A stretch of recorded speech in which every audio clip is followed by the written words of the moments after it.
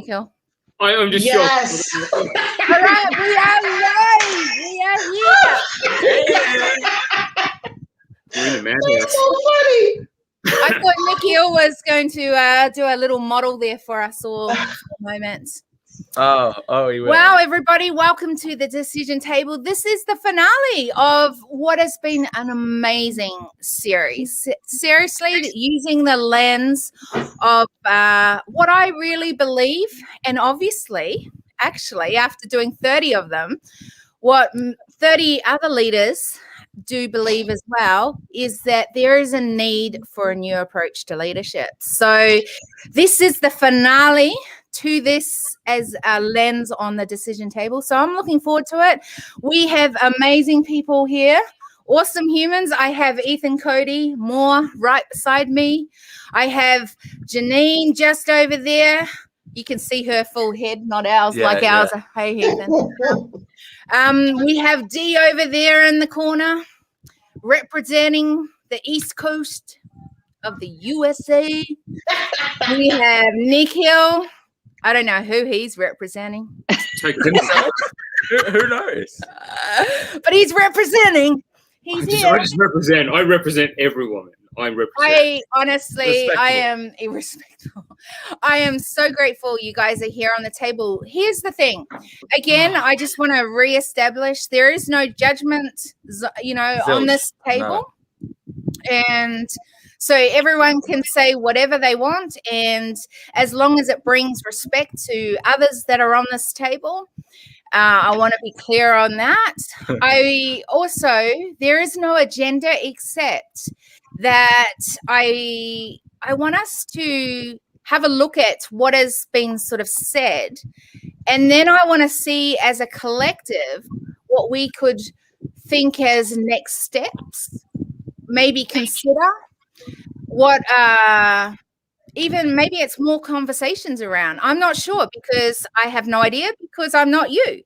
But I hope that as we go through today, that we will have we will come out the other side with maybe how as a collective we are going to be looking at as a collective going forward how we can take what we've learned here and do something with it. And maybe there's more room for discussion around things. I'm sure that'll come out of this conversation. But I'm looking forward to it. So thank you everyone for being here. And yes, have you got your waters? This could be an interesting conversation. This is why I made it full one already. I'm good. You're good? Ethan's good? All right. Dee, are you good?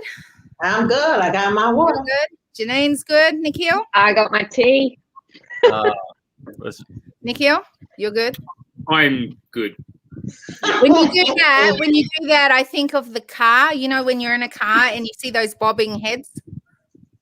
Oh, the bobbing head things. Yeah. Do you remember those? Yeah.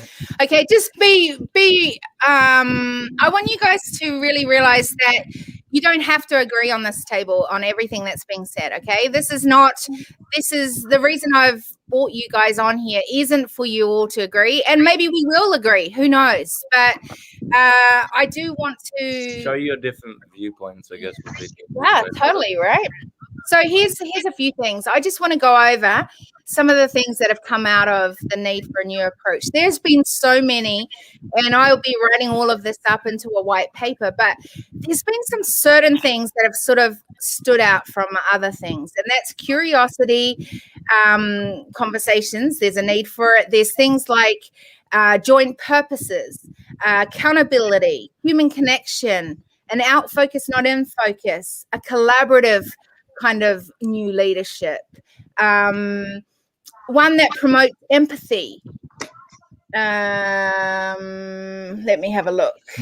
Some of the other things are driven, but one that's driven not with differences, but everyone bringing the what I call distinctions to the table as a positive thing, not a negative thing. Yeah. Things like to do things with strategies that are different, seeing humanity as stakeholders, that to bring a hope a difference within that. To see humans first and challenges second, to ask different questions, to realize we come from different perspectives. There's a few. Any thoughts around that? And maybe just put your hand up first, and then I know to call you first or whatever. Any thoughts, anyone? Nikhil. I'll kick off. I have to say that is such a range of ideas and concepts. I actually am trying to think, where do you begin with something that broad, right? Just full disclosure, I'm just thinking, holy cow, I'm actually trying to think of topics that we could think about here and start off talking about. But I think really that's actually reflective of where leadership is at the moment. That's what I'm thinking right now. That there's so much diversity, there's so many things going on right now. I think leaders around the world right now are probably thinking, oh my gosh, where do we start? Yes. Right? That's good. There's a lot of things. Janine and Dee, I heard both of your brilliant decision table conversations. Just absolutely loved them. And Ethan, obviously, I saw yours as well. Thank you. Yeah, no, it was brilliant because there were just so many various things that were covered. And I think this is actually one of the issues facing leaders right now is that there's just so much. There's this massive sense of overwhelm, just like bombarding people. And I think leaders have a choice right now. They have a choice to either step up, and actually do something about it with a new approach, which is what Kira Marie has been saying. Or it's like, let's go down this old approach and let's just keep doing, bashing our heads against the wall the way we've always been doing it. And when nothing happens, we go back and we have another meeting and talk about things. And then, we come back and try using these old school methods of bashing our head against the wall to try and get results. And we've seen it's not working, right? We have seen it's not working. We see it everywhere. We're seeing it in corporations, in business right now. We see it in government and politics happening right now.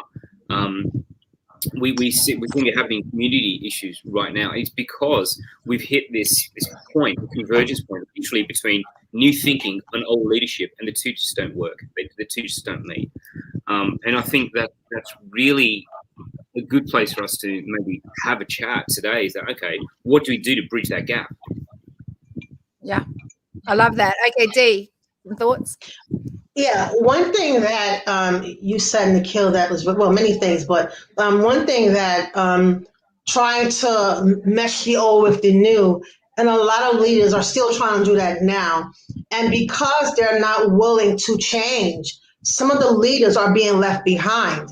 So it's very important that we see that the change is happening now. It's not happening later. It's happening now. It's already here. So now let's begin to implement those things and let's change it.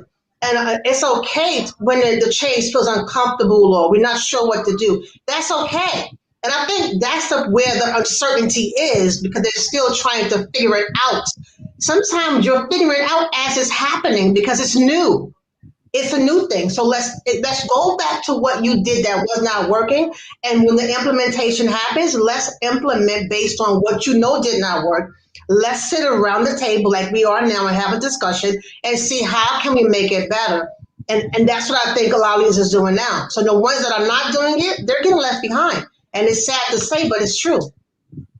Mm-hmm. Janine. Yeah, I think, what both Dee and Michael have raised is the amount of uncertainty and questioning around what actually is it that we are supposed to do next is actually in itself creating a whole amount of internal tension. And this to me is where the humanity piece comes back, because irrespective of being a leader, whatever leadership means, irrespective of where you're at in an organization, the reality is that if we are going to move through this and come through this better on the other side, if we're going to come through and create more collaborative leadership, more curiosity, more joint purpose, more human connection, more acceptance of the different distinctions that individuals bring to the table, actually the biggest challenge that leaders face is actually starting to understand themselves and understanding their internal fears, the stuff that they are worrying about, the stuff that brings the vomit to the mouth, the stuff where they're going to have to be braver than they've ever been before, to fundamentally be prepared not to conform. Yeah. And I think that's the challenge, because our natural human instinct is we go back to a rule book, we go back to the 7 easy steps, we go back to whatever the leadership guru writing is right now, and try and fit the behavior change, the strategy change, the culture change to a set of parameters. And actually what Dee and Nicole, I think, have both actually brought to the table is the sheer amount of uncertainty and external challenges that we're all facing, that we're all trying to navigate to determine how do we build better leadership, how do we build better organizations, how do we build better cultures, actually requires all of us to go, shit, what about me do I have to change? And I think that is the thing that unless we face it, that is what, as human beings, we step back into our norm, we step back to our comfort zone, because it's unsettling when you're actually having to have your own judgment, your own rule books, your own behaviors to now challenged and changed. The easiest thing is stay where we are, get paid the big bucks, get paid the bonuses, keep doing it as we've always done it. Yeah. That Ethan, you were going to say something about the conforming. Yes, I was just saying, yeah, when going gets tough, people seem to always go back to what they already know instead of trying to change. Yeah, and I think that that's all those things are things that have come up so many times. You reminded us, Janine, of us as an individual, the importance of what we're taking, what we're owning as that part of that journey. You know, there's more. It's actually comments are coming in here at the moment too, so I just want to keep an eye on those.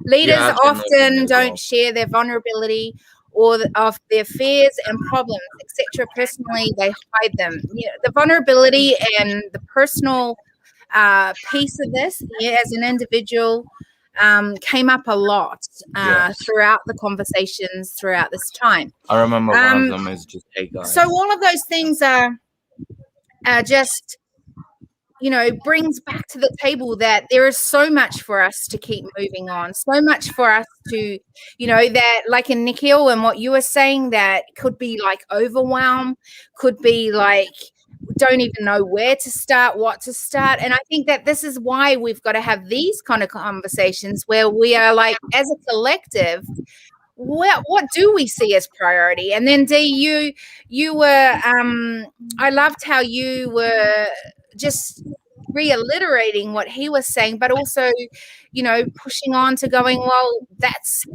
why there is this need. That's why we are having to do it differently, and that there are leaders wanting to make these changes.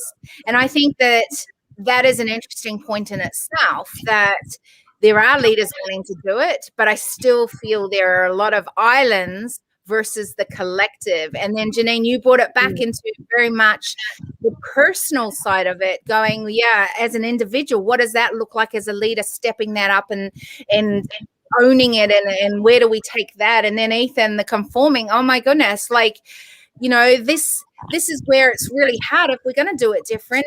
We know that, like you said, Dee, that there's a need for things to be different. But how does this actually play out? So I want to just bring up one of the questions here, because I think this is an interesting thing to take this next piece. You mentioned outward focus rather than inward focus to make sure we can still show empathy. Where is the fine line with still needing some inward focus? I'd love everybody's personal thoughts on this. Anyone? Can you just clarify that question again? So what's the question? Hey, you guys should be able to see that. By the way, you guys should be able to see the comments. If you have comments come up on your side. There you go. Yeah, if you put comments up, you guys will also be able to see this. So it's Samantha Riley. So hi, Sam. Good for you to be here. I love it. You mentioned outward focus rather than inward focus to make sure we can still show empathy. Where is the fine line with still needing some inward focus? Yes. That's a great question, Samantha, and I think therein lies the biggest challenge. I don't think it's an either or. I think it's a continuous infinity between getting curious about what's going on externally, making sure that as a leader you can get perspective on what is happening in front of you, and getting curious about how people are feeling and how they're responding, and equally getting curious about what information actually are we not hearing or are we not noticing. Equally then immediately coming back to yourself and going, how am I responding to this? Where is my judgment taking over? Where is my unconscious bias taking over in terms of trying to solve this problem? And so I think this is the challenge, because we all naturally have a go-to point where we feel comfortable. And that point is one of either deflecting from myself and constantly focusing on everybody else and just trying to make sure the external environment's sorted, and then our internal fear, pain, anxiety takes over, but we never verbalize it. Or some people go to the other extreme and it's all about them and they don't give a shit about what's happening externally.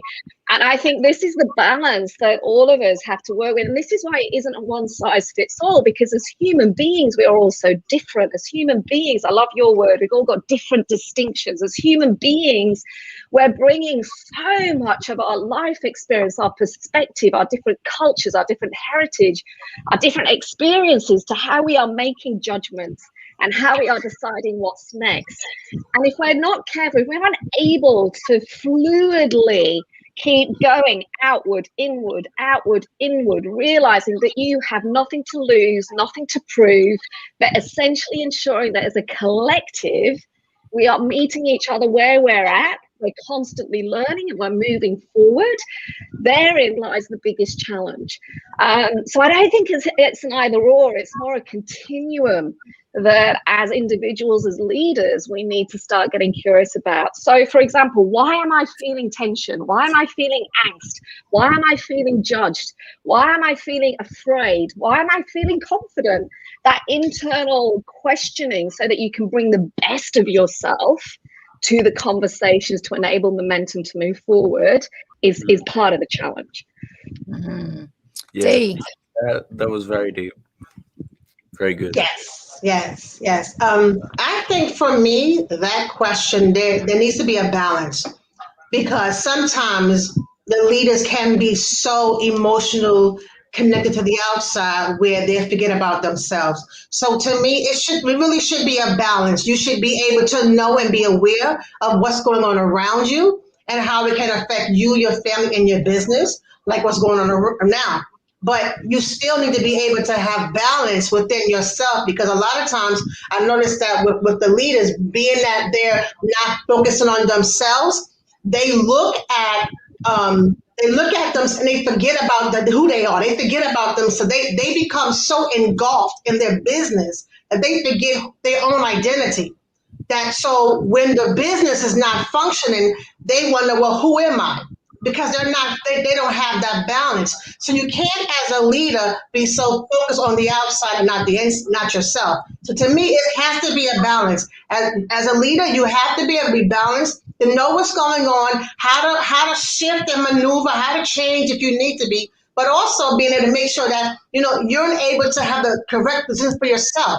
Because you cannot be so engulfed in your business, but you forget who you are. But your business can close tomorrow, and then you wonder, who am I?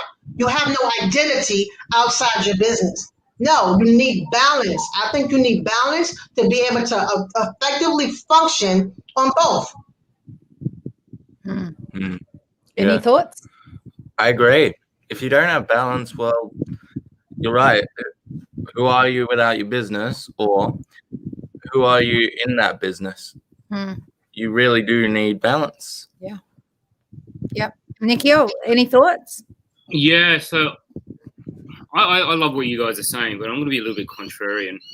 Not that I disagree with you. I want to present this as an alternative perspective, that there is no continuum. There is no balance. There's just an integration of who you are internally and externally. The fact that you define that there is a line there basically is what's causing the issue. So what happens if there's no line? What happens if there was an integration of who you are internally with who you are externally? What if you're just being literally? I know it sounds really fluffy at that point, but if we were to bring that into practice, there's a beautiful story that I read about business people in the Mediterranean, where when someone was talking about work-life balance, there was like, what work-life balance? It's like our work and our life. It's our life. There is no line here which says one day you're this and next day you're that, or 1 hour you're this, next day you're that. Our kids, they go to school, they come home from school, they come to our bakery, they help us out, they're getting to know our customers. We just integrate it. This is what we do as a family. This is just who we are. There is no difference. There is no separation. Work and life is just life, right? But I think when you think about it in that way, one step further is that internal, external. You can look at some of the great teachers out there who say, as within, so without, perception is projection, as above, so below, all those different things. I look at it from that point of view is that, okay, the very fact that you're defining that there's a line there is probably what's causing the issue, right? What would you think if your internal and your external were both being reflected? What happens if when you were out there in an external but being internal at the same time? And partially that's what was being said by, I think, Janine, you were saying that there is, why can't you be both, right? So same thing, why should there need to be a line? What happens if we remove that line? Oh, we're getting some Dee first, then Janine. Okay, when I said the balance, because sometimes the leader don't even know who they are. All they know is that I am. If you ask a leader sometimes who are they, they're going to tell you, I'm a business owner, I'm a wife, I'm a husband. But to identify who they are as a person, as a human being, the generator, sometimes they don't know. So when I say the balance, not that I'm drawing a line, I just need to make sure that the leader knows who he is or she is outside of everything, because you are first a human being. So who are you? Trustworthy? Are you reliable? What makes you up as a human? That's where the balance comes in. And it's not that I'm drawing a line, because I hear you, I feel you, because if the line is, that means somebody's split. So I don't mean that. I just mean that you need to be able to understand who you are as a person, because the person comes to the business. The person comes to the marriage. The person comes to everything. So as the person, who are you as a person? So when you understand who you are as a person, then you can be effective in any situation. Love it. Janine. Yeah, and I think as Samantha said here, this is why there's so much angst, right? Because we're all saying the same thing, in that we don't necessarily believe there should be a line, and yet society has created that line. So I think that the question that's now going on in my head is, what is stopping it? Because we can talk about leaders as a subject matter, leadership as a subject matter, and as experts we can work with leaders to try and help them become better. But there's a bigger issue. What is it that is stopping people from integrating, from being brave enough to determine who they are and therefore who they're bringing into work? And I think part of it stems from this innate desire to conform to an expected behavior model, to conform to an expected set of results we've got to get, to conform to how to deal with difficult conversations, to conform to how do we build strategy, to conform to what it means to be a leader. And I think Dee and Mikhail, what you're saying is the challenge. How do leaders, individuals, bring themselves as a human being to everything that they do? What is fundamentally stopping it? And I think if we can get through that, that is what the biggest challenge is, because essentially we're stopping it ourselves. Each of us individually is afraid to buck the norm, to bring ourselves, our foibles, our rubbish stuff, our dramas, our tears, our fears, the fact that we actually don't have a clue how to get our businesses out of the year 2020 and 2021, and instead we conform to being an expected leader. And I think that's where the angst is going on. This is why the coaching industry is making so much frigging money right now.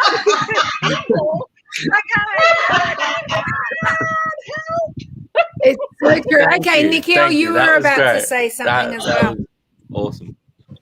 I love the question you posed there, Janine. Is like, what is stopping us? I mean, my perspective is just this unnatural identity that we're holding on to, that people are placing those labels on us. And I noticed that Jason says to us that we're all saying the same thing. We're all talking about the same thing, just using different phrasing for it. Yeah, I think it's not so much we are maybe saying the same thing. We're just looking at it with different perspectives, and I just want to address that. It's not that we're disagreeing, but it's different lenses, right? Yeah, Right. A different perception of what you're saying. Yeah, it's just about different lenses because we all, we're all different. But I think it's an interesting question you ask. What is stopping us? In my mind, I think it's this fake identity that society's imposed on us. But when I look back, through the way human beings are conditioned, we're conditioned to be tribal. We're conditioned to be, conformist, because non-conformity, not listening to the leader, not listening to the tribal head, would get you ostracized and kicked out. So you had to face the elements and, the wild beast and starvation and no warmth, and community was everything you needed to survive. So conformity is kind of built in our DNA. And I think we're at the point where, is it evolution or is it time for revolution in the way we're thinking, to actually move beyond that cluster thinking and start thinking more as individuals? Because we also, I mean, it's a little bit cliche, but every single person is a leader within themselves. But then the question is, does every single person want to be a leader, right? Does every single person want to be that leader? Some people are just quite content in following. Some people are quite content in saying, you're the leader, you tell me what to do. So my big thing over here is, okay, cool. What do we do next? So how do we address this? What's the answer to this? And Tarky's just saying we're a good-looking crew. Thanks, Tarky. That's what we need to hear. That's exactly what we need on Sunday morning. Nice correction. Look, I think Nikhil, just so many of those, the whole thing that we've talked about right now is the wholeness of a person rather than just seeing the individual, a piece of, right? Yeah, exactly. An individual. So as an individual, we come as a collective. And I think that part of this individual is that there are some that will stand up and be strong and be a leader. There are others, if we had all leaders, then we would have no followers. So who is leading? Like, honestly. And so that's where it goes from individual to collective. Now, that's one piece. But then we've got to go, okay, and I'm hearing what you're both saying, Janine, Dee, but here's the thing. Like, we have a systemic way that has kind of brought the old style of leadership to the table. It has got us, served us, maybe not served us, but if we're not careful, we continue to do it the same way. We continue to fall or default back to what has been conditioned as a systemic way to do it. The biases that then come to the table because that's how it's always been done. That's how it's always going to be doing. And I think it comes back to us as individuals to then stand up to going, well, how are we going to do that differently? So yes, we see it as a collective. Yes, this is the default system. And yes, how do we now go, what are we going to do with that? Because I think that it's so easy to go, and I've been guilty of this too, that you go back to, well, everyone else does it this way. If I do it differently, they're not going to understand me. I just had a conversation with someone who is so smart this morning, and he's changed everything about what he's doing right now because he wants to actually do the person that has been sort of hiding inside for so long. And he's known, he's made a lot of dollars. He's a very smart man. And now finding, hey, but people aren't understanding me. People don't get it. And I'm like saying, here's the thing.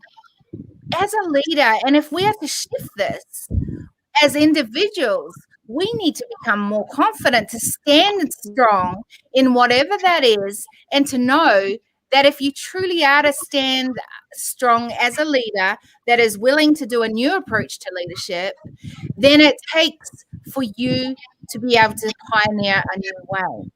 And that is not comfortable. No. Kerry, and I think part of the challenge behind that is everything that you're talking about, 100% agree. Yet it's beaten out of us in the playground. That willingness to be different, to question, to ask a deeper question, to say, I don't understand this, I don't agree, is eaten out of us in the playground, in the schoolyard, because from the year dot, we are trying to conform and to follow rules. And this is part of what we're trying to do. I mean, I'm a victim of that. As a kid, it was like any point of difference was beaten out of you by the schoolyard bullies, by the queen bees in the workplace, by the 360-degree reviews in corporate. Anything that is different is shaved off so that you become this lovely, smooth individual that goes into the workplace. And what we actually need is to find those cracks again, find those sharp edges, build up that belief and that confidence that you don't have to agree with the masses. So if we take it to leadership, if we take it to an organizational perspective, the hardest thing to do is to ask the deeper question, is to ask the next question, is to challenge the decision. Because actually, the easiest thing to do is to go along, to make a decision and to move forward. To create the space to allow challenge and debate and difference of opinion and difference of insight and acknowledgement of what people are scared about is something that has been written about for so long. We've talked about authentic leadership, we've talked about real leadership, we've talked about courageous conversations, we've talked about curious questioning. There's a lot of theory on this stuff. The reality is actually doing it is hard.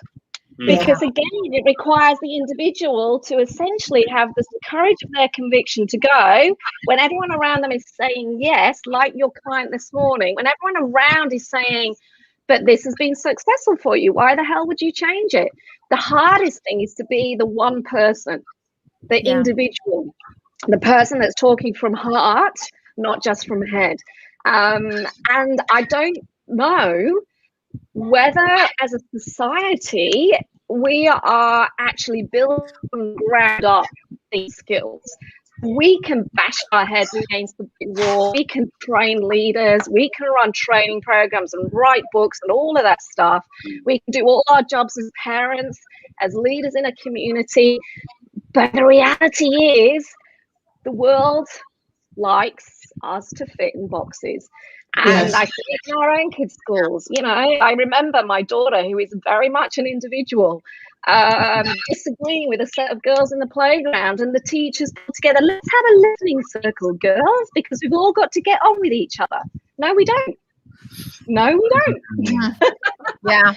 Hey, I'd love to ask Ethan the question, because I think out of all of us, Ethan, you've not always fit in a box. You've not always been, even on this conversation, like you're the younger generation representative here. You also represent those with special needs here.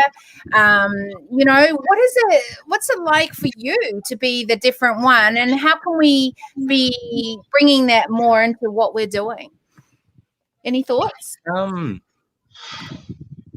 Honestly, I'm at a loss what to say, but I'm just thinking that just listening would be best. Always listen to the problem so that you can try and find a way to fix it. Yeah. That's all I can think right now. Yeah. I know that's not profound, but no, I think it is profound, because I think part of it is that we're not creating these spaces to have these conversations. And here's the thing. Every single one of us can create those spaces. And so we can start shifting the style forward. Part of the reason I'm having these conversations is because now we are having this conversation. So it's not impossible. But I think one of the first things we have to do is create the space for it. And then we need to be able to listen to one another as we're having this conversation. This is what today is about. We're listening. We're learning from each other and how we're processing what we're just, taking on board this month. I love what you said there. And I think as being different means that you've learned the strength to now listen and then go, hey, when do I speak up? When do I go, this is not a now thing, this is a later thing? I think that sometimes is an important thing to remember. And then other times it's like, and this is one of the things I brought up this morning was, hey, you've got to realize that not everyone's going to understand the journey as you're going on the journey. Some will continue with you, and others will have to come on that journey as they start understanding and watching what you're doing. And I think that that's an awkward thing when, like you say, Janine, it's so easy to go to what is the norm, to go back to what is accepted, to be fitted into boxes.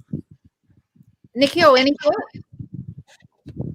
Yeah, I actually want to ask a question to you, just springboarding off that, Kira Marie, because I think I'd love to pick your genius brain on this one. One of the thoughts that's going through my head is that there comes to the point where individuals may want to make the change, but I think there's something, we see it happening throughout history where there seems to be something in the air which causes people to actually say, enough, it's time for us to make this change, right? And I don't know whether it's been explicitly spoken, but when we look at, movements around the world where we look at things like, the French Revolution, the American Revolution, civil rights movement, things like this, we're talking like socio-political movements. It moves kind of beyond the individual. I don't think it was any one individual that kind of started it. So how far, firstly, do you think we are off that point? But secondly, do you think that the world needs that right now? That we need that collective consciousness to mobilize and say, okay, we're kind of done with this. Yeah. So firstly, I think there's so many lessons to learn of how not to do things that we're not listening to. And instead of seeing, and, I know there's a lot of people who go, we've got to be so positive about this.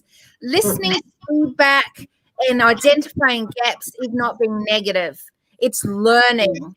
And we've got to learn and not be afraid of those mistakes or bringing to the table those uncomfortable things that, hey, this might be working for you, but it's not working for me over here.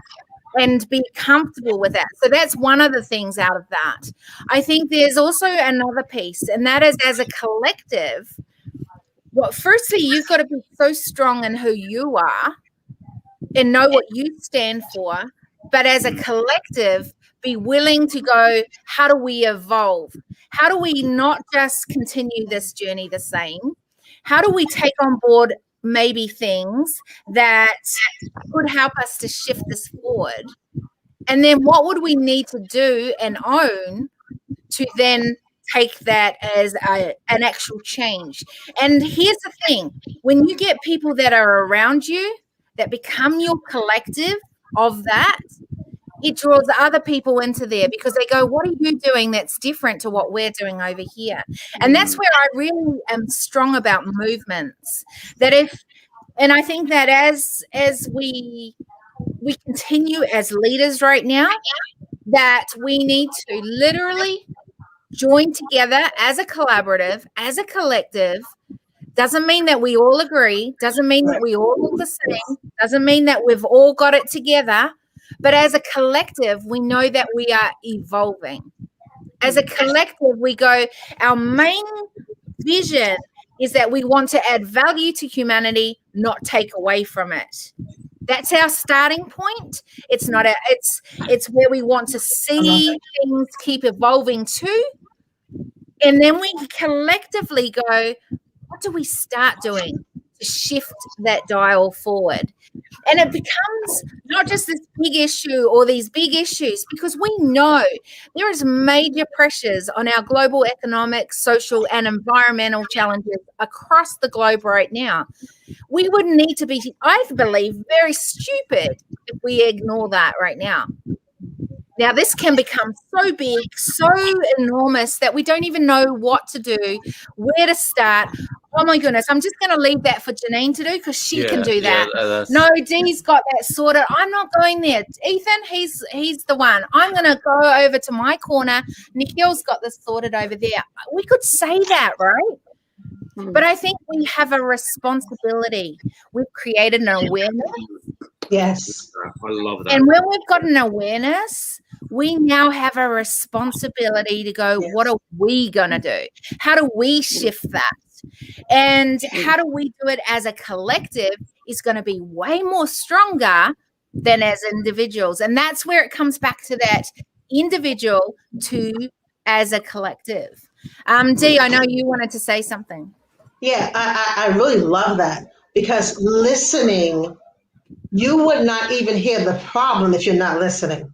So just to listen to exactly what's going on, now you can make an intelligent and articulate response not from your emotional side, but a side that has some empathy, but that is clear. And now you're able to see how every movement started by someone heard the voice of the people.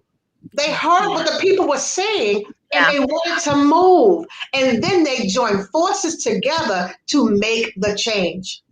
Because you need the people with you to make a change. So now that's where the collective force come in, for everybody to join together, the ones that are willing and see the vision, hear the cry of the people, and now they're able to say, what can we do? Every movement from way back up until now, every movement started because somebody was listening to the people. Oh, so powerful. Yes. Can I ask a quick question to you, Dee? I know that you're over in the United States right now, and you're seeing a lot of this type of collective change taking place. I just love, I'd love to know what's in the air at the moment, like literally from the ground up. Like we hear stuff, what the politicos are saying, we hear stuff like what journos are saying, but from a real solid person on the ground that we all know.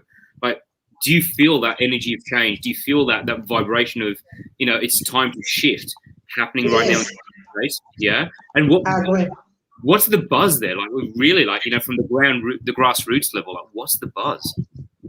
Well, it's just, in the New York side, I would say that we're divided, but it's more for a change than staying the same, before it was completely where half said yes, half said no. Now I'm seeing in New York that more people are saying enough is enough. Enough is enough with the cops not being held accountable. Enough is enough for not making actual change. And now they don't mind walking the street. They don't mind protesting. They don't mind. And it doesn't matter what we look like. Doesn't matter our belief. We're coming together for the common cause, the good of humanity, the good of the people. Because guess what? Just because it was your color today, it may be your color tomorrow. So we're coming together for the change of the people, for society. Because what's affecting here, it can spread. One thing they say, a little leaven can spoil the whole batch. So that little bunch that's there, it's just started spreading. But because the people stood up and they said, we will not take this. That might not have been my child. But I felt the heart of the mother when that man was saying, Mommy, I need help. He was calling off his mother. So somebody heard the cry of the people, even today. So someone is hearing, someone's listening, and they're moving and they're coming together. Even when there may be some not the majority on the sidelines saying no, people are still coming together for change. And change is happening. Laws is being changed.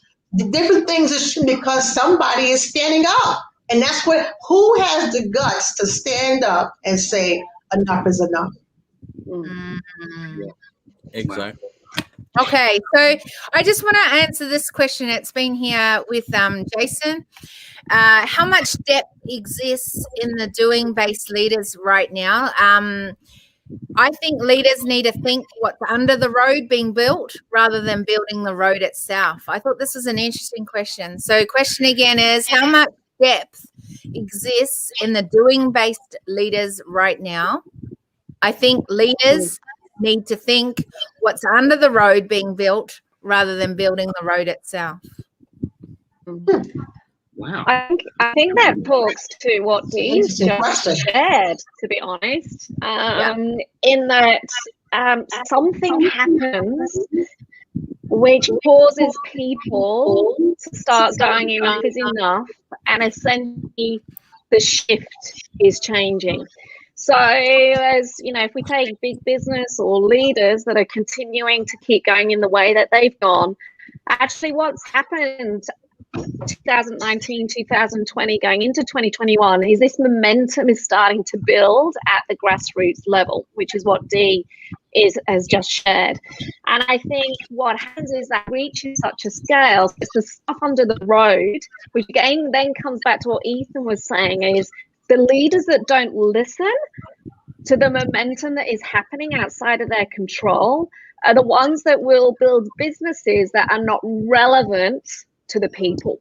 And it's that ability, I think there's an added dimension to the listening piece, because we can all listen. You know, there's hundreds of things where we learn to listen, but the big challenge, I think, is how to listen without judgment. I think it's tricky. Because again, every single one of us, no matter the color of your skin, the religion you have, your cultural heritage, how you were brought up, the job you're currently doing, every single one of us has this internal coding and judgment. And the hardest thing that we have to work on, the biggest shift, is to be able to listen without judgment. Yes. It's really tricky, right? But if we can listen without judgment, that's when we can see the road, what is underneath the road that is being built. We can actually hear what is being said as the momentum starts building. Because as Mikhail said, togetherness, actually the collective togetherness is the only thing that has ever driven change. Togetherness is the only thing that has ever driven change. And this is why I'm really excited about where the world is going. The worst thing that we can do is listen with judgment and go back to exactly where we were. So I look at the people I work with and the amount of questioning around, do I want to go back and work in this way? How do I change as a leader? What should my organization, what actually are the KPIs, the results that I want to achieve next year? Actually, what don't I want to do? What don't I want to do in my business next year? And so the questioning is starting. And I think this is where that momentum, whether it be race, culture, environment, economy, all of it is bubbling. And it's the organizations and the leaders that listen to Jason's point of what is going on beneath the surface that are the ones that will survive through this. But listening without judgment, I think, is one of the biggest challenges every individual has, no matter where they come from. So firstly, hold that thought, Nikhil, because I do want to ask one question to each of you. Dee, how do you have no judgment in what you do? Just one thing, a strategy, a thought, a doing. One thing. I mean, I would say to have no judgment, it could be difficult depending on your own belief system and the way you think. But if you look and view everyone as a human being and not take it personal, I think then you'll be okay with no judgment. Don't take it personal. Love that. Okay, Ethan, what about you? Ooh, No judgment. How do you do it? Like, no judgment? Yeah. I treat everyone the same as best I can, at least. I like that. Okay. Thank you. Nikhil, what about you? This is so interesting because my very nature of the work I do is to actually facilitate people to make judgments. I know. That's why I thought it'd be an interesting conversation. I love it. I love the question. So honestly, I believe that, that taking that no judgment approach is so powerful, and the only way you can facilitate a judgment is by first having no judgment. And for me, it's stepping back and being the observer, not the actor, right? But this time you are. Sorry, what was that, Ethan? I was just saying, but this time you are. So it's a little interesting for me. You can't escape it, buddy. You just can't. I just can't. You can't, right? But I think, like taking the position of the observer as opposed to the person that, being the actor, I think that's the way I do it.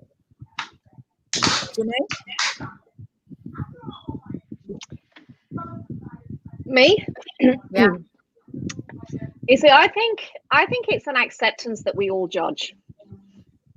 I think actually the only way to move forward is to accept that I, Janine Garner, judge people without realizing that I'm judging. And I'm judging other people because of my life till now. And only when I accept that I have all of these internal distinction and decision-making tools that may or may not be right. In fact, most of them are wrong. Actually accepting that I judge and being willing to change and willing to learn a new approach is the only way we can move forward. I think, I say to people, and people go, I don't judge anyone. Actually, everyone say, I go, bullshit.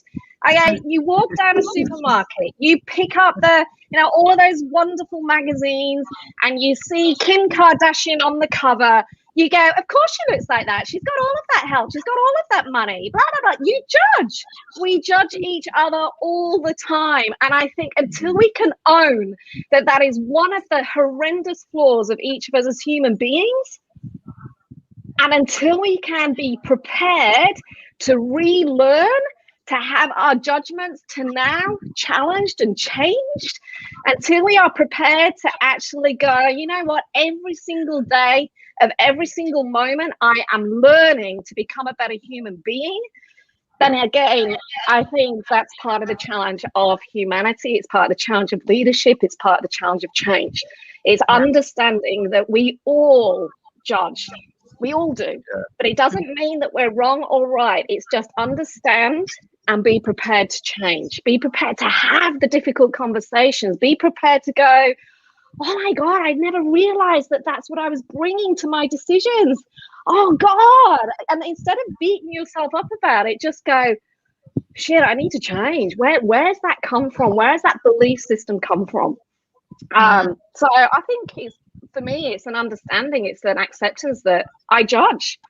And yes, I am absolutely willing to be changed, to be challenged, and to learn to become a better human being. And I love that because there's a willingness there and being able to take that on.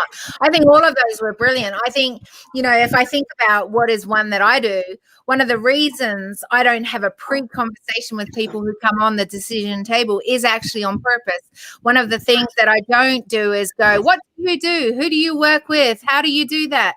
There's a purpose to this, is that there is so much that we listen to someone, we meet them, we find out about them, what they do, and then we take on our own conditioning that comes with biases, and then we may come with then the judgment from that. And I don't ever want to do that. And so I actually put a strategy in. I literally, as soon as people, and you guys have been on this, so I'm not making this up, but I literally just go straight into the conversation because I don't even want us to think that I'm going to take us anywhere. Because if I do that, then I'm not open to listen to where the conversation needs to go and be able to navigate that. And I think a lot of what we're doing these days with this new approach, it's about navigating these uncomfortable conversations to actually go, well, what are we going to own from those conversations? And then what change will come outside from that? And, this is not, it's not comfortable because, like you say, Janine, this is not your norm. This is not something that I always talk about, your decision DNA. It's not your natural DNA to go around going, because that's how we've kind of got on in life. We've figured out, that's how they do it. Oh, I don't like what they do. Don't do that. And then we make our decision based on that. And where we're bringing this conversation today is that what if we had less of these principles where you do it this way because this is how you're meant to do it, to going, we start using lenses, right? But that's a whole different gamut. That's not the norm. It's not.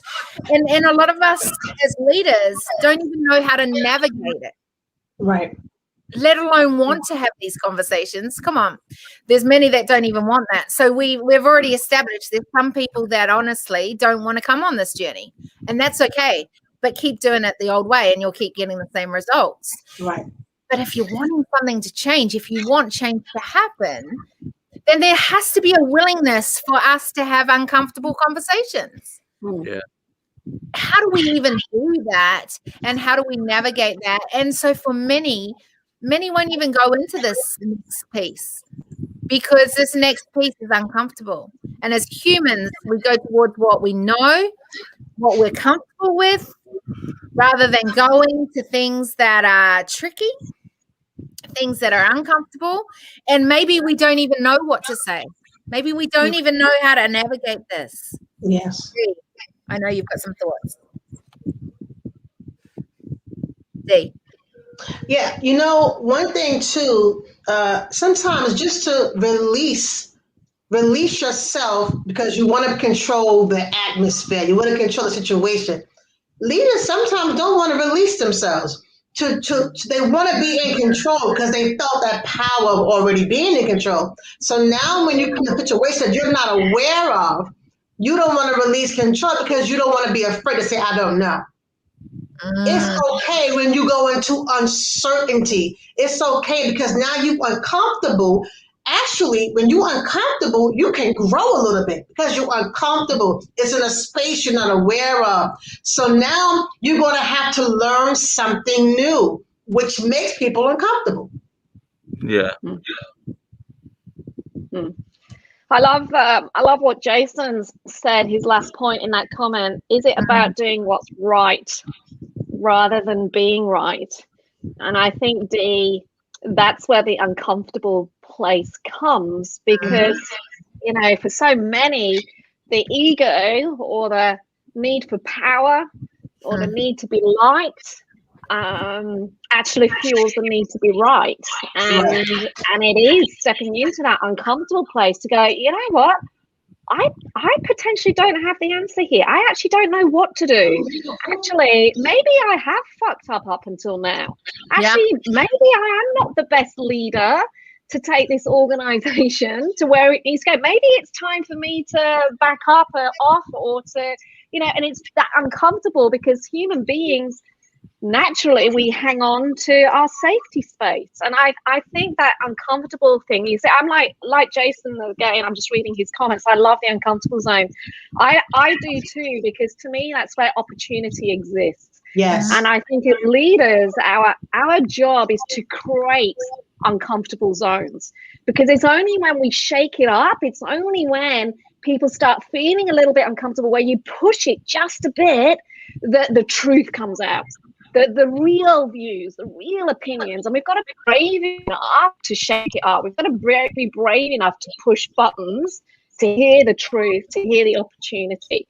Because keeping safety, this whole concept about the environment being really safe, I actually think too safe doesn't shake things up. Because people say, this is safe, this is lovely, this is warm, this is my cozy blanket, this is my comfort. I don't want to change this. Why would I want to be uncomfortable? So again, it's that, how far do you push it such that the uncomfortable zone unlocks opportunity, unlocks real conversations, brings the truth to the table, which is what we've seen, I think, in 2020. We've seen the space be created for people to start challenging and questioning and creating the movement that Mikhail talked about. It's starting to happen when people, it's okay to talk about this stuff now, whereas it hadn't happened for so long. And our job, I think, is to keep allowing that and enabling those conversations and not being afraid that, you know what, you've either potentially got to change yourself totally, learn, listen differently, step back. I don't know. I want to ask each one of you, is it okay to be talking like this now? Nikhil? Is it okay to be talking like this? I mean, it's okay to talk like this here, but is it okay? I don't think it's okay, to be honest. I think it's necessary. I think it's an absolute must. I agree with that. I think saying the word okay is almost, whatever, almost. I think it's not about just being okay. It's a requirement. I think the people are demanding it of us. It's just that we're the ones that are having the courage to step up and do it. D? I think it is necessary. But to just touch on what he said about the right, sometimes you have to give up the right to be right. It's okay to say, you know what, I'm wrong. I don't know. I didn't do it right this time. So give up that right to be right and let's have the conversation. You wasn't having it before. Admit it. Admit that we were not having it before. It was not working before. Now I'm admitting it. I'm being vulnerable, and I'm saying now let's sit and have the conversation about whatever it is, whatever the challenge is, whatever the difficulty is. Maybe it's even in your home, but let's just sit and have the conversation. Yeah. But do you think that this is okay? Do you think people are seeing it as okay? Because here's and I'm pushing back on that, because here's the thing. If people were thinking it's okay, then why is it creating more division when we speak up? Why is it creating these unsafe platforms where when we're speaking up, people are starting to do hate conversations, threats? Like, if it is so acceptable for us to be doing this now, yes, it's acceptable here because there's a willing space for it. And there are willing people to do it. But I still don't think that it's okay, because if it was okay, more people would be doing it. I think fear is why they're not doing it. That's fear. Fear is, I'm going to be judged by society. I'm going to be stoned. There's fear, but there will be a group of people like the ones on this panel that will step up and say, they think it's not okay. Society maybe says it's okay, but to really have the movement and the change and the difference and something new, somebody's got to speak. Janine, I think the critical point here is has been said by the panel. It's not necessarily acceptable at this moment in time, but it's a necessity. And with necessity comes the fact that there are pockets of society that don't want to have the conversation because they have their own judgments, their own fears, their concerns about change. But it should not mean that we don't have the conversations. So maybe actually part of the challenge is to actually all of us accept that if we are going to drive change, then part of that is we have to be prepared to have conversations with people that do not want the change to happen, that don't agree, and come at it from a place of curiosity, of non-judgment as to what is their real fear. If we shut it down, it's going to be another pocket that bubbles underneath. Yes.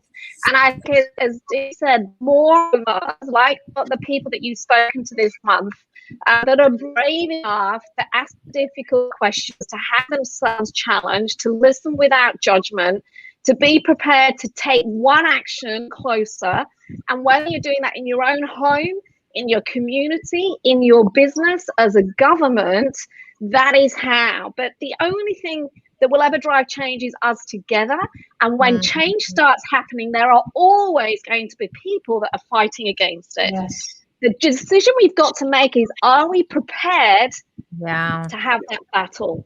I am absolutely prepared to have that battle, because without the battle, nothing changes. Without the battle, nothing changes. And I see it in my own home. I see it in the schoolyard. I see it in the businesses I run. We need to create and when I say battle, what I mean is the uncomfortable stuff. We need to have those uncomfortable conversations. We need to put people together that don't agree, in the hope that we can meet somewhere and move forward together. If it's always them and us, it will always be them and us. Change. Yes. Janine, can I just pick you up on that? Because I think that is just amazing how you articulated it. And I just want to really build on that and just also clarify. One of the things that you said, that it's not about them and us, that just triggered for me something really huge, is that we're all fighting for the same side. You know, and when you realize that we're all fighting for the same side, then the battle is about trying to find the best solution, not about trying to defeat each other. And I think too much we're seeing right now, just to add to what you're saying, is that we're seeing too much of them versus us, as opposed to us together. We see that in politics, we see that in social movement, we see that in religious movements, we see that in community, issues there. But what if we did take that perspective? And I love the fact that you just raised that, because it's just like got a whole flurry of ideas just running through my head now. That's brilliant. Thank you. Thanks for sharing. Pleasure. That's awesome. Yeah. Dee, did you have some thoughts on that? Yeah, I think sometimes people have different solutions. And that goes back to what the guy said about giving up the right to be right. You have different solutions, but it's the same problem. So now let's look at the root of it, like he was saying, the what's beneath it. Let's look at the root of the problem. Let's look at what maybe your solution is right, but maybe there's a better way. But what is the better way? So because if it's the one problem, we all agree this is the one problem. We all can't be right. So let's be willing to give up that right to be right to find the best solution. The best solution for this problem, and how can we implement it? Because there will be some casualties whenever there's a war, whenever there's a problem. Somebody's going to lose something, but what is the best solution? And I think that's the problem that people look at. They always think that their solution is the best. No, yours is the best. No, what is the best for humanity? What is the best solution to actually have a answer for this problem? And I think if we can think about that, I think things would be different. Okay, so if we, sorry, can I just add to what? Can you hear me? Because my earphones just died. Yes. Can you hear me? Yeah. I also think that part of the challenge is, yes, what is the best for humanity, but maybe getting curious about what is the best for humanity right now.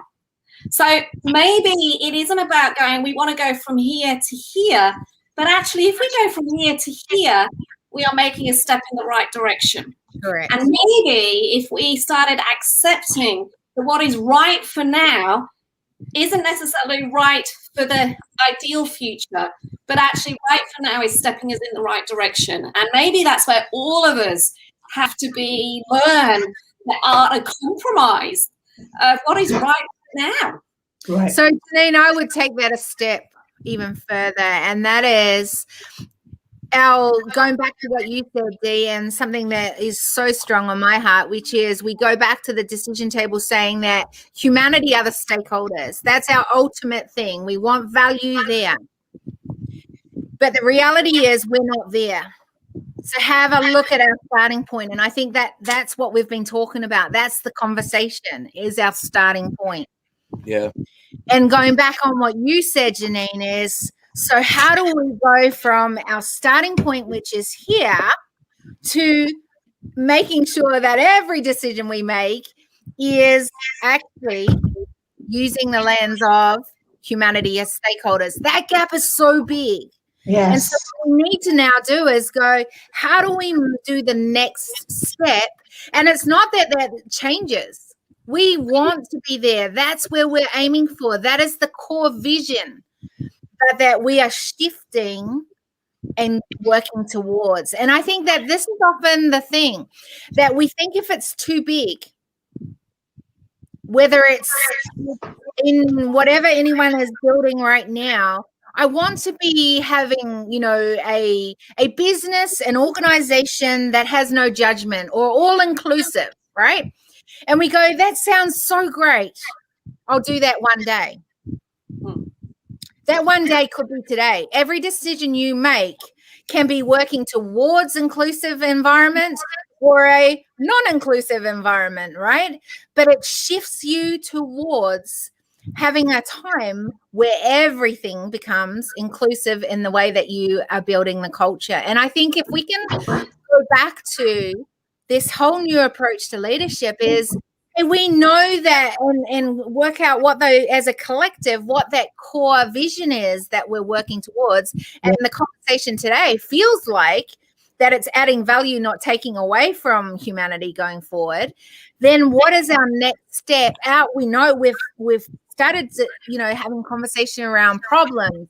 We've had conversations around what is, possible, opportunities, concepts, thoughts, and going, okay, now we know those are all the things that we'd like to see. Now we know that these are the problems we've got. That's our starting point. So as a collective, from our conversation today, what do we say is the next step that all of us can start doing and start shifting towards? What is the outcome we all desire and want?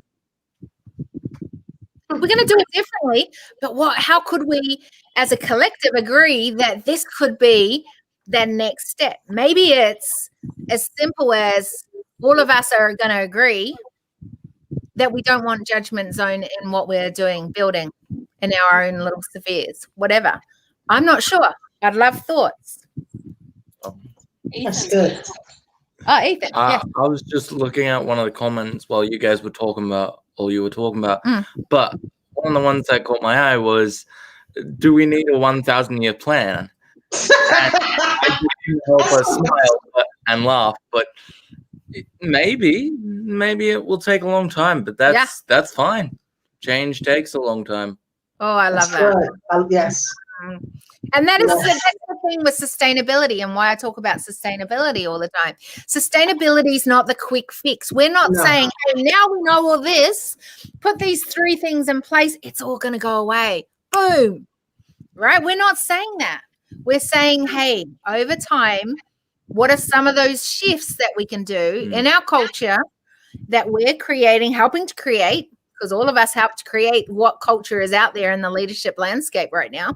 And what can we do to shift that forward to maybe a 1,000-year plan?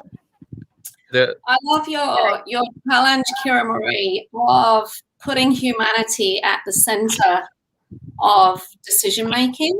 And I would like to, because that has got so many connotations around it. So broad. Yeah. But at the same time, I think to do that, we have to be willing to accept that we will mess up. Yeah. That we will make mistakes. That we might make the wrong decision from a diversity perspective, that we might upset somebody, that we might say the wrong thing, that we might make the wrong decision. Because unless it's okay to mess up, how are we ever going to learn? Because if there's always a fear of saying the wrong thing, doing the wrong thing, making the wrong decision, all we get, and I'm taking it right down to sort of micro level now, all we get is organizations putting policies in place that become tick boxes to say that they have humanity at the center of decision making. Those of us that work in organizations know that it doesn't matter how many policies are in place, it's all bullshit. Talking from a female perspective. So it's like we've got to be brave enough to have to make mistakes and to be, it's okay to be pulled up on it, but that we're not dragged through the coals and made an example of, that it just stops people speaking up. I don't know. I think that concept of humanity at the center of decision making is awesome, and I think it is broad, but it's okay to make mistakes as we work towards that. No, I don't even think it's okay. It's a necessity. Yeah. We have to, and this is where we come back. If humanity is and this is going to be a massive topic on not next month, but the month after, as humanity as stakeholders, we will go deeper into conversation around this. But if you think about it, reality is, if humanity are the stakeholders at the decision table, then we've got to be human. I don't know about you, but I'm imperfect. As a human, I make mistakes. I fail time and time again, but I'm also always evolving. I'm learning.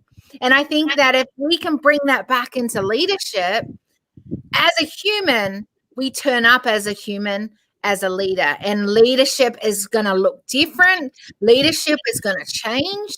Leadership, the way we do leadership, will be in a different way, because we're turning up as humans first, and leadership is part of who we are and what we do.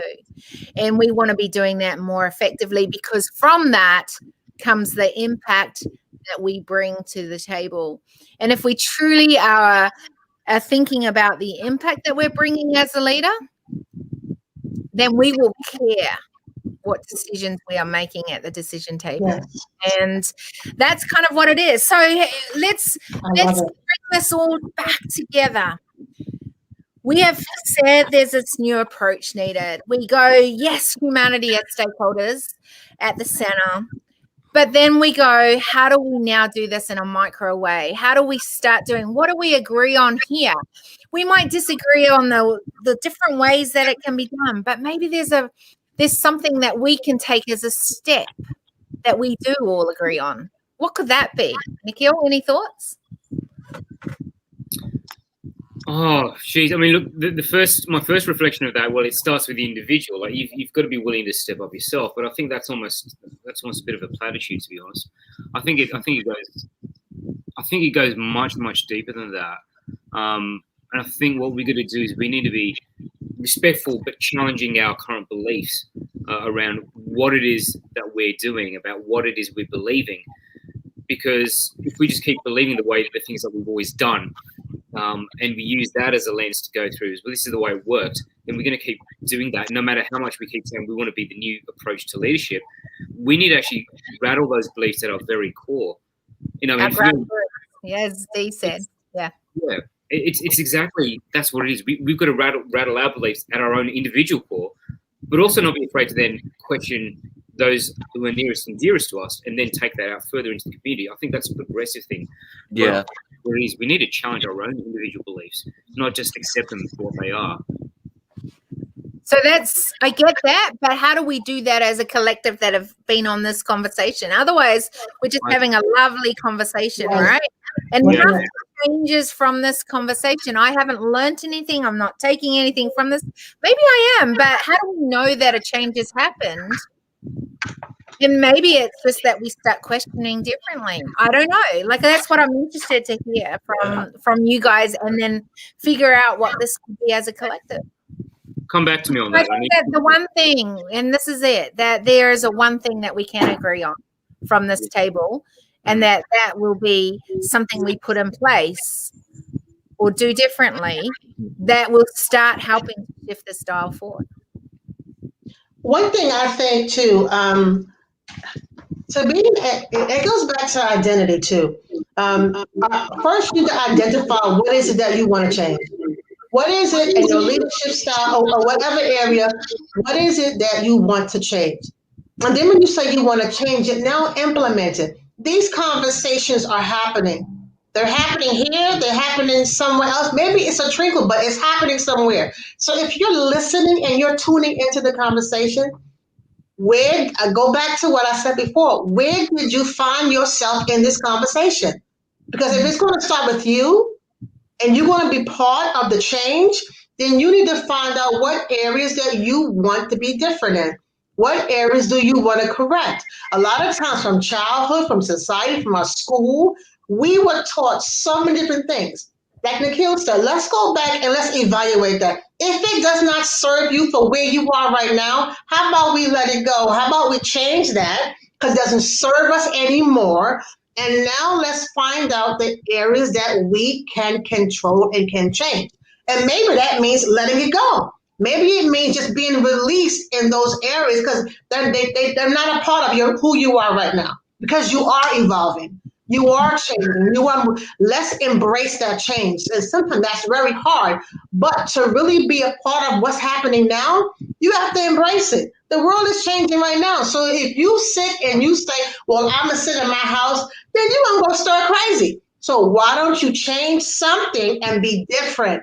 It's okay. Because whether you be different, the world is different anyway. So be a part of it or be isolated. And we want you to be included. That's what the inclusion comes. We want to include you in it. That's why we're having these conversations. We're having it so that you can hear it. Not only listen, sometimes you listen and you don't hear. Let's listen to it, let's hear it, and then let's move. And then let's come back and talk. Come back with the feedback. Come back with your feedback and tell us how did it change? Because change always show up. You can't say you changed and no one sees it. When there's a change, it shows. So come back to us and tell us. Come back to Kimberly and tell her, I was changed by this.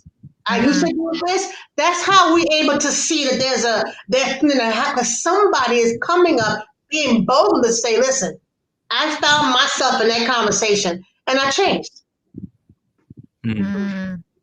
Janae? Well, I think the intention, particularly in what you've created, Kiramori, is an intention to be and a commitment to be a brick in the wall of change. Together, that brick can become a very powerful force of change. And for me, I think that the commitment from this conversation comes from a comment that Jason posted earlier, where it's a willingness to actually see what is going on under the road. A willingness to actually go deeper under the road and get curious as to what is really going on, what's the real fears, the real concerns, the real questions. And I think as leaders, it's that willingness to go under the road and bring that stuff to the surface that will drive home. So maybe to wrap it up, it's like, and it comes back to curiosity, but I think curiosity is still not strong enough, but it's like you've got to go deeper. You've got to ask that difficult question. You've got to have the conversation that people are afraid to have. You've got to really see what is going on under the surface, that if you were to prod it a bit, it would come up, because therein are the answers. Therein are the answers that we're looking for that will absolutely set the change off. I don't think we're having enough proper conversations. We're having surface level conversations. It's interesting, isn't it? Like, I think this is brought up so much. I think that it's, you know, we've definitely been curious here and created awareness around many different things that we see are so important in moving and shifting the style forward. I think what is interesting also is then how we can see how others can come and be a part of being that change. I think what is difficult is, and something that I'd love to finish up on, and that is the question around the fact that we've had this conversation. We're now starting to ask questions on what that would mean for us, maybe the people around us. What's the next step? What do we do?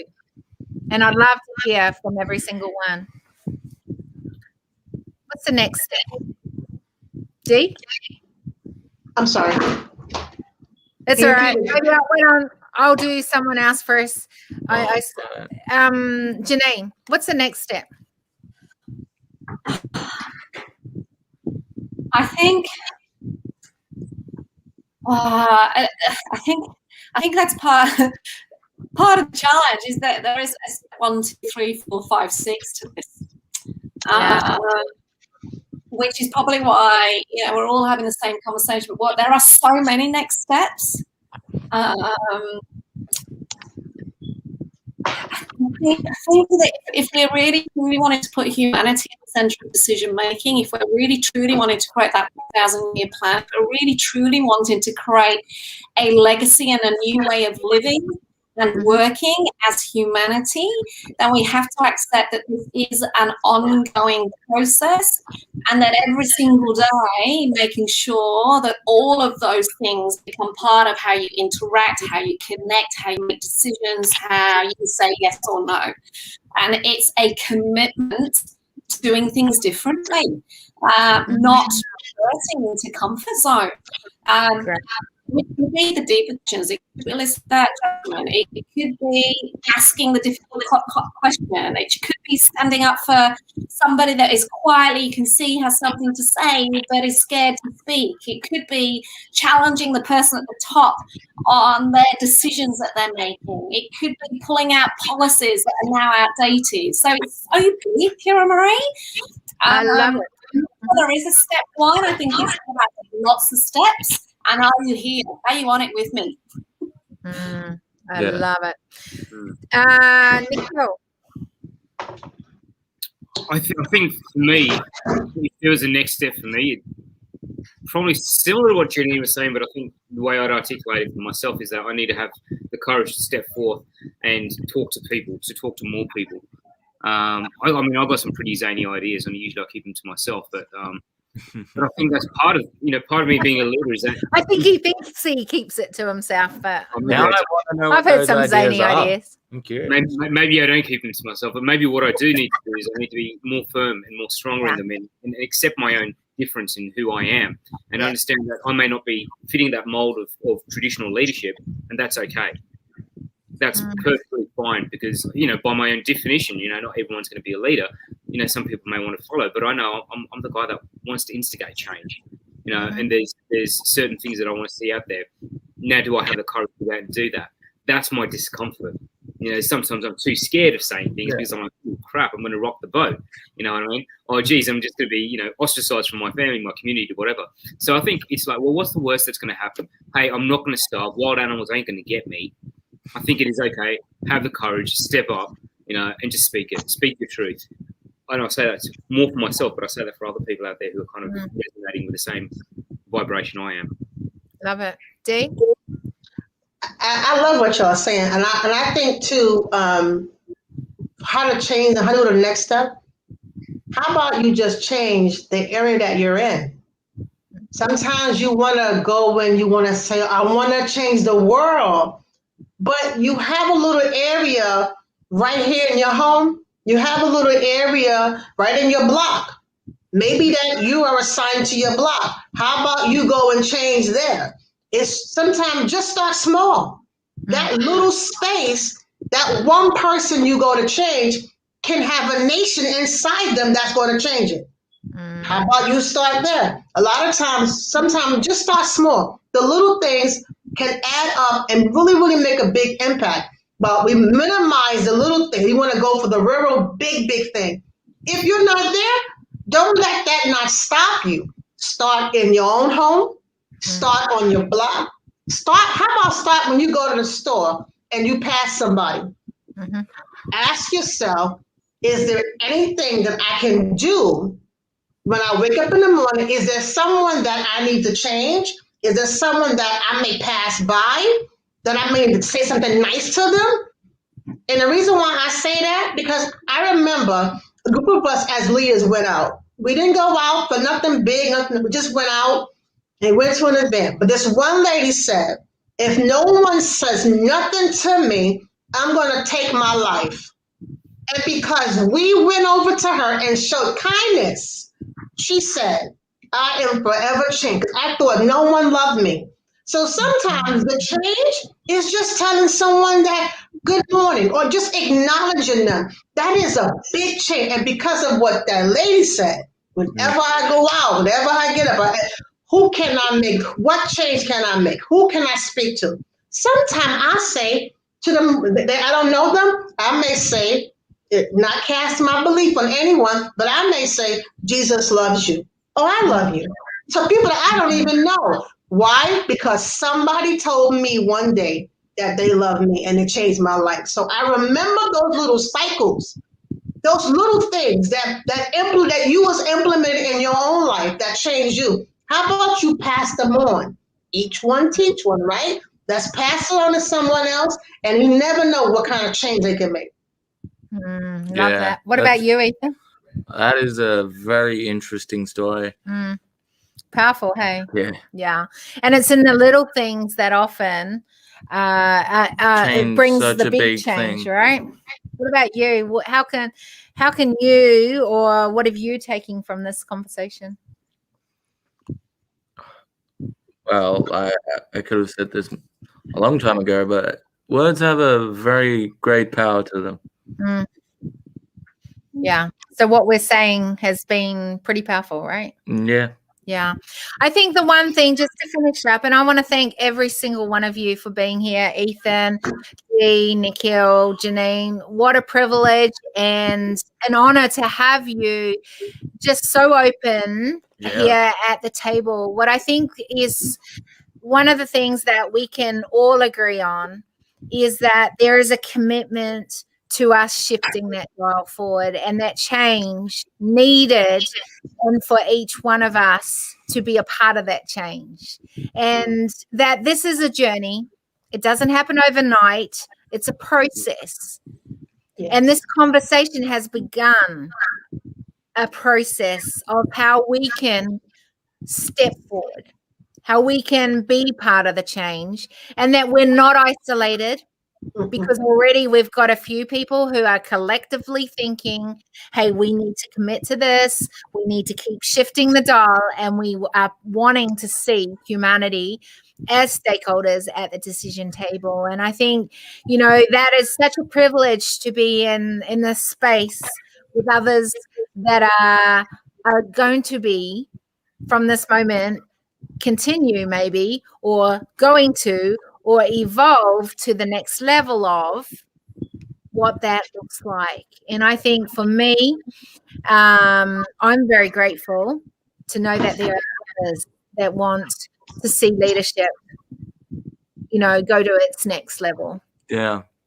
And that as individuals, you guys stand stronger in who you are as leaders, but as a collective, we stand strong, knowing that we are all part of shifting that forward. So, Dee, if you were to leave us with a few words, what is it? Don't be afraid of change. Love that. Ethan, if you leave us with a few words, what is it? Well, if I were to add on to what Dee said, it'd be don't be afraid of change, but embrace it. I love it. I love that. Thank you, Ethan. Nikhil. Get comfortable with unfamiliarity. Yes, I love it. Yeah. Janine. Every single action you take, every single decision you make, every single word that comes out of your mouth has an impact to the left and the right of you, above and below you. And as a result, it can create a ripple of change for good or a ripple of change for not so good. So be intentional about your everyday actions and ensure that they're about contributing to that longer term legacy of change. Yeah. Love that. And my thing would be that every decision you make impacts humanity going forward or not, whether it's adding value or taking away from.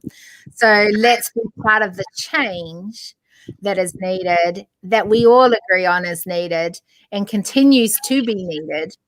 And let's not do it as lone islands in isolation, but let's join together as a collective to do this better and have better conversations and make this change a sustainable change. So thank you everybody for coming. We did it. Yes. Yeah. I'm going to end this broadcast now. So thank you, and thank you to all our listeners, whether you have stayed faithfully right through or you are on the. I know it was a long one, but it's a great. I will admit, at parts I was starting to. We noticed a few yawns but coming I'm from you. trying, all right. That's probably why. So Ethan will go and eat some breakfast now. I'm going to end this broadcast. Thank you to all those that have been here through this long conversation, and then those that come on the replay. It was a very necessary one. He said it. What a great way to finish.